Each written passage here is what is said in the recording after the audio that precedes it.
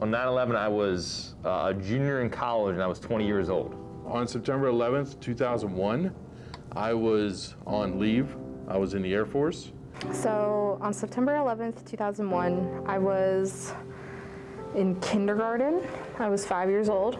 Coincidentally, I was actually a student at Caesar Rodney High School when 9/11 happened. I was a 10th grader. September 11th, 2001, I was 29 years old and I was living in the city of Philadelphia. Yeah, I was in probably my third or fourth year of teaching at the time, and I was in the middle of class. I remember it being very weird. I don't know how else to put it. And I remember being in class, and I remember going home early, and I remember watching the news a lot. But really, that's all I could remember, but I do remember things being very tense. And I remember automatically feeling a sense of confusion. And we're waking up and my roommate was like, hey, one of the Twin Towers fell down. It's like, what? And just as we started to grasp the whole concept of a plane going into the first tower, then the second plane hit. You know, but then the longer we watched, then we seen the second aircraft hit the tower, and then things started to hit in a little bit harder. Actually, the second plane hit, we watched it live, and we were all confused, like it wasn't a replay.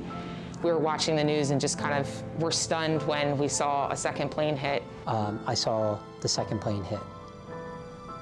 And it was a day, I mean, it was the most crystal clear blue day. I mean, growing in northern Delaware and, you know, Manhattan are not that far apart. It was not a cloud in the sky. The same day that I re-enlisted, I was part of a special operations team stationed at Dover, and we were tasked with going to go to Afghanistan. And you realize this was not a, you know, navigation because of fog or a mistake. Something had to be going on. It created this odd sense of fear and awe among people. Every time a plane went over, everybody would stop and kind of look at it.